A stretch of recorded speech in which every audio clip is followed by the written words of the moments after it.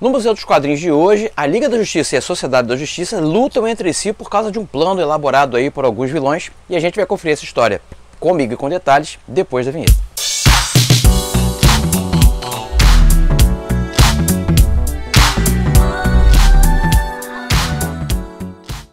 Fala aí galera, eu sou o Gico e mesmo gripado tô aqui no Museu dos Quadrinhos, trazendo para você hoje a história Liga da Justiça, Sociedade da Justiça, Vícios e Virtudes. Eu escolhi essa história como uma homenagem ao desenhista Carlos Pacheco, o autor da obra, que nos deixou há pouco tempo. Um desenhista que eu gostava muito, figuras muito dinâmicas, uma aula de desenho bem legal aqui, você pode estudar inclusive os desenhos do Carlos Pacheco. A gente vai falar com mais detalhes sobre isso, mas já que eu falei em aula de desenho, vamos falar um pouquinho sobre o curso de desenho.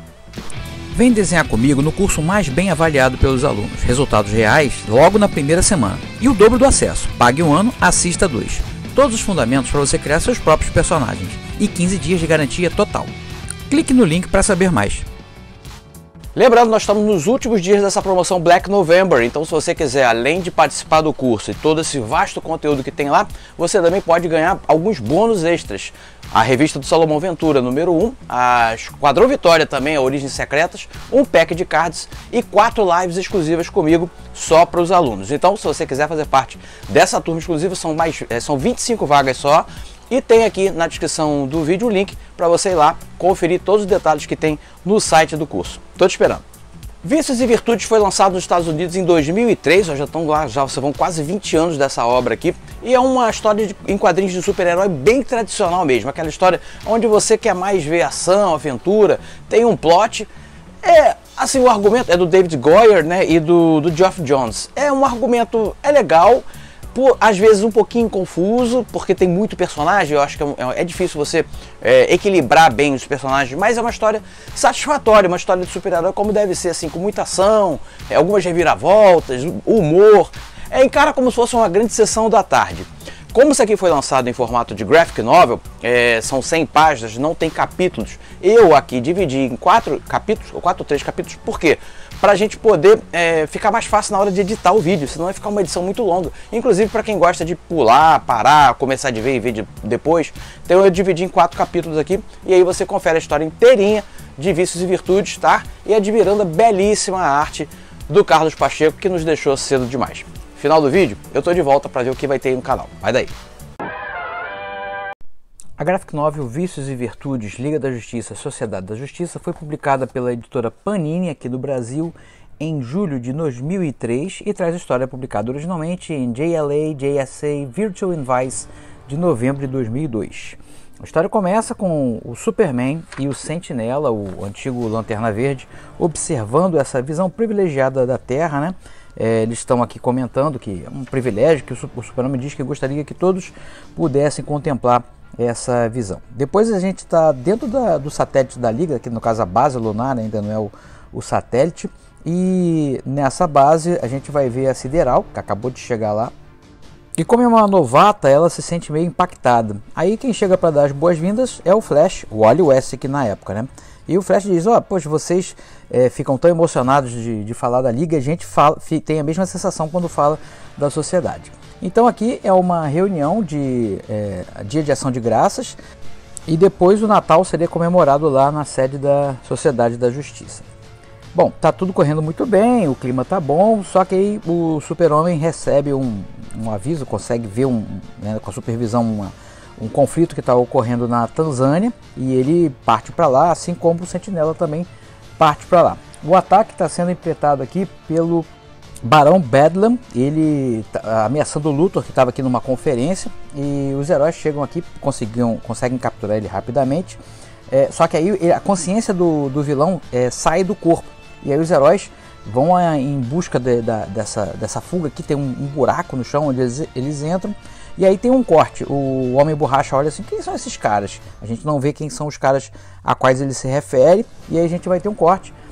Outros heróis, né, enfrentando outra ameaça aqui na superfície ali do local onde eles estavam. Eles estão capturando aqui pequenos androides que estavam sendo comandados por esse Bedlam, e aí dizem que está tudo resolvido, o Luthor fica feliz da vida. O Luthor era presidente aqui na época, e eles vão para a sede da Sociedade da Justiça discutir o que aconteceu, o que significaria. Aí aqui que começam os problemas. O Batman começa a se portar de uma maneira mais babaca do que ele já é, né? Começa a apontar defeitos aqui pro Senhor Incrível, o negócio começa a ficar quente, o clima esquenta aqui, aí o Gavião Negro vai separar os dois aqui, leva um socão na cara, depois a gente vai ver o Lanterna Verde, o Kyle Rayner, dizendo que ele é muito mais poderoso do que o Sentinela, que o tempo dele já passou, ou seja, os heróis estão com a personalidade modificada aqui.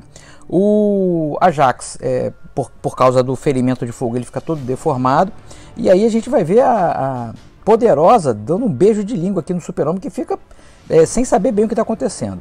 O Capitão Marvel consegue extrair o poder do relâmpago do Adão Negro, que reverte a forma normal, e aí começa um quebra-pau entre os heróis aqui, os que estão com a sensibilidade alterada e os que estão normais. Termina aqui a primeira parte.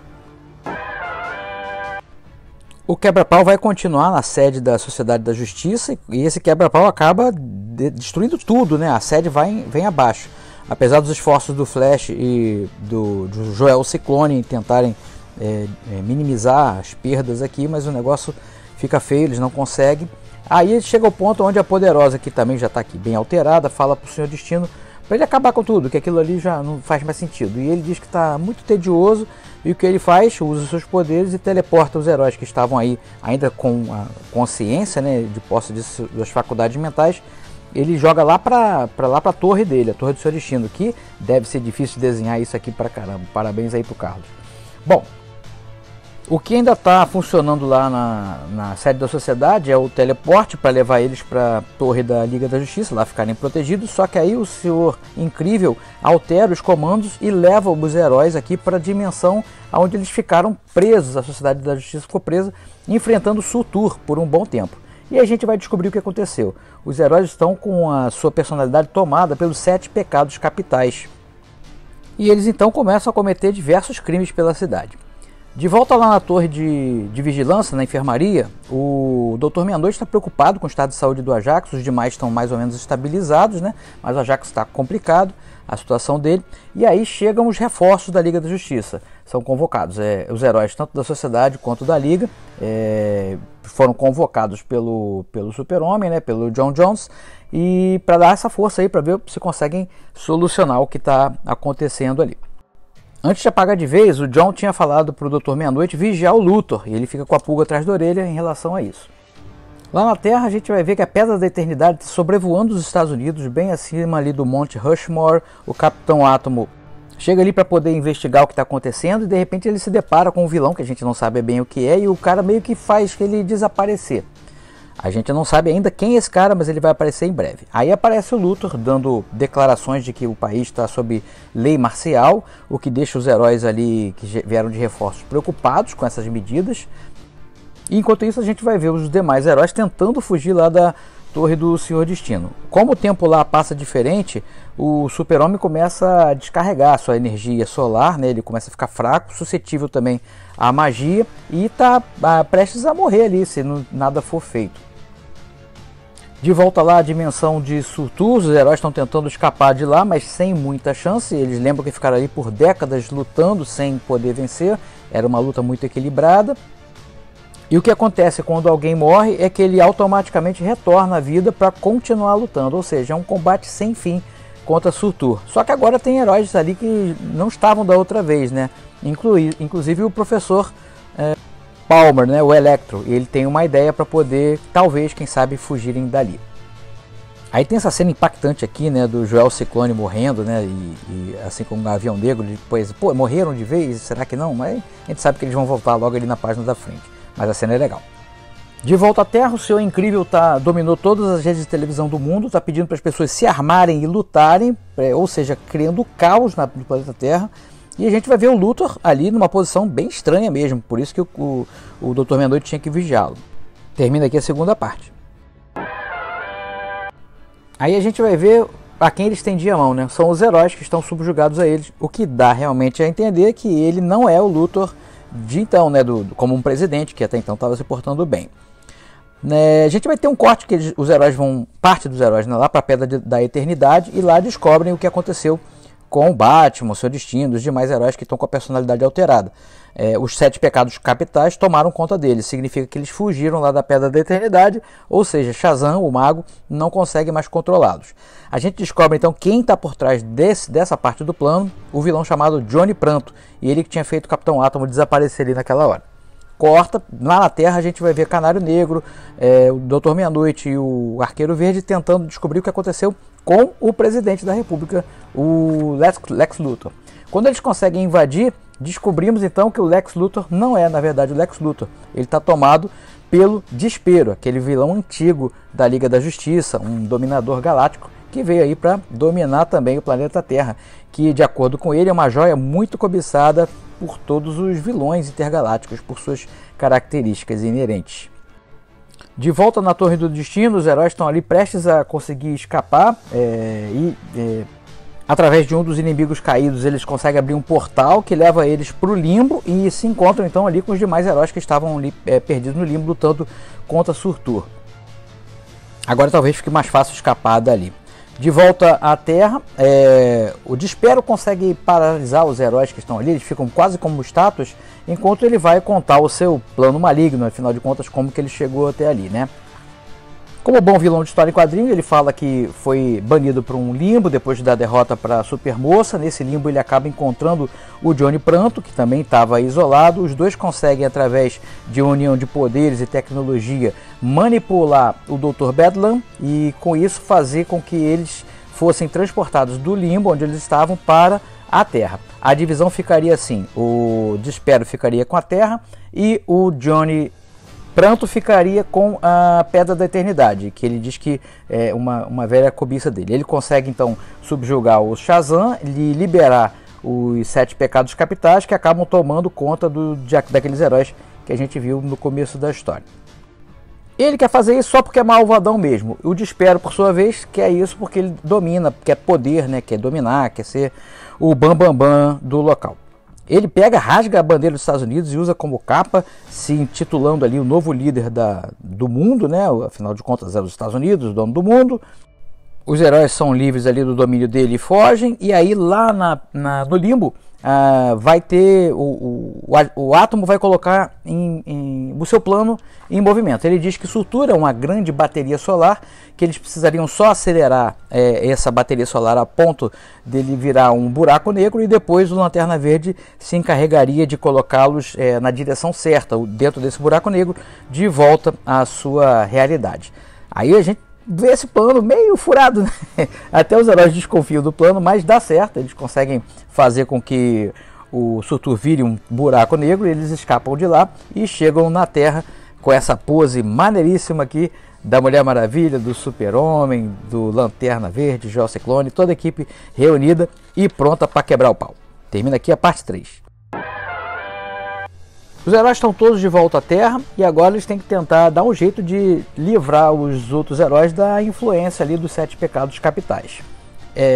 O Batman tá lá todo babacão, né, achando o dono do pedaço, e aí o Doutor Meia-Noite pede para que ele confronte o Batman, apesar da posição em contrária do Joel Ciclone.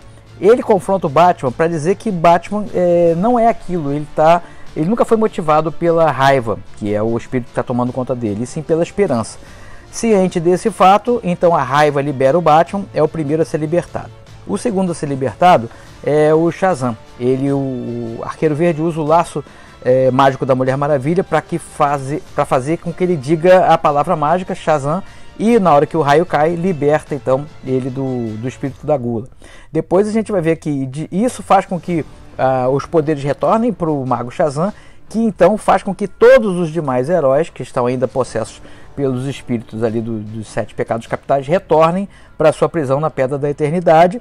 O Capitão Marvel então retoma o seu poder e aí os dois vilões da história estão unidos. Só que aí, meu amigo, tem esse pôster lindo aqui desenhado pelo Carlos Pacheco, os heróis prontos para entrar em ação, simplesmente quebração de pau aqui. A parte mais divertida de ser desenhista de super-herói é colocar esses personagens em movimento, em ação, em cenas de impacto, e é isso que a gente vai ver nas próximas páginas. O pau quebrando na casa de Noca, ou melhor, quebrando na Casa Branca. E os heróis vão, claro, vão se dando a melhor na medida do possível. Eles têm uma estratégia aqui para poder vencer os vilões. Primeiro é aprisionar o Johnny Pranto e depois utilizar o próprio Johnny Pranto aqui, aprisionado aqui, para poder fazer com que o Despero se livre ali da influência que está sobre o Lex Luthor. Então eles teleportam o Johnny Pranto amarrado, liberam ali a cara dele, que tem um negócio terrível que a gente não sabe o que é, e isso faz com que o Despero seja exorcizado do corpo de Lex Luthor, liberando então assim o presidente, meio a contragosto, né? Ele fica feliz por estar livre da influência de Despero, mas tem que dar o braço a torcer e agradecer ao Super-Homem e aos demais heróis, né, por ter salvo mais uma vez o dia. Realmente são cenas muito legais e dá para ver toda a qualidade técnica do Carlos Pacheco, toda a sua habilidade em desenhar expressões, desenhar o contorno dos personagens, que fala muito mais do que as achuras. Muito legal. No finalzinho da história tem aquele plot twist divertido, aonde na hora que o Luthor vai agradecer por ter sido libertado ali ao Senhor Incrível, ele pede ao Senhor Incrível uma nova sede para a Sociedade da Justiça. Eles ganham então do Luthor uma sede moderna, bonitona, e lá vai ser eles vão se reunir para poder comemorar o que estavam fazendo na primeira página da história. E no finalzinho a Mulher Maravilha vai lá conversar com a Sideral, que está um pouco ainda abalada com tudo que aconteceu, e ela diz: não, é importante que a gente tenha fé, a humanidade tenha fé na gente, mas nós tenhamos fé em nós mesmos. E tenhamos tudo sob uma perspectiva, uma questão de perspectiva. E aí termina com essa linda cena aí do Superman e do Sentinela, o antigo Lanterna Verde, observando, vigiando a Terra. Termina aqui a história de hoje. Gostaram? Querem ver mais histórias longas, assim, divididas em capítulos? Então diz aí qual é a história que te impactou. E fala também do Carlos Pacheco. Você gostava dele? Gostava dos desenhos dele? Que obra que você gostava do Carlos Pacheco? Eu lembro também quando ele desenhava Quarteto Fantástico. Eu achava muito legal. Não sei se eu estou enganado, ele desenhou o Capitão Marvel, aquele no início da fase da Panini também. Acho que é ele também. Cara, o cara era muito competente. Eu admirava o jeito que ele conseguia resolver as figuras sem apelar muito para a achura. Isso é muito difícil de fazer. Então fica aqui a minha homenagem ao Carlos Pacheco, que continua desenhando onde quer que ele esteja, né? Com certeza está lá brilhantando com a sua arte. Semana que vem, no quadro de Pérolas não, lançamento, a gripe afetando minha mente, o lançamento nostálgico, a gente vai falar de outro grande mestre, John Romita Sr. A gente vai falar desse álbum aqui, esse Artisan Edition, onde a gente vê do Homem-Aranha as páginas originais escaneadas. Então a gente vai comentar com detalhes como que era a arte do John Romita, aqui finalizado pelo Jim Mooney. São várias histórias do Homem-Aranha aqui escaneadas direto do original, e a gente vai comentar a arte, a obra, esse livro aqui, tudo com detalhes na quarta-feira no quadro Lançamento Nostálgico, tá bom? Vou ficando por aqui no YouTube, lembrando que eu tô todo dia lá no Instagram também falando de desenhos, dando dicas de desenho, comentando quadrinhos por lá também. Basta me seguir por lá, tem o link aqui na descrição do vídeo. Fico por aqui, espero que vocês se cuidem por aí, saúde e paz, usem máscara. Olha, eu mesmo de máscara eu peguei gripe, então não custa relembrar, tá na hora de usar máscara novamente em ambientes fechados. Eu lá no curso de desenho estou usando, mas mesmo assim, ó, peguei a gripe. Então se cuida aí, tá, galera? Tchau!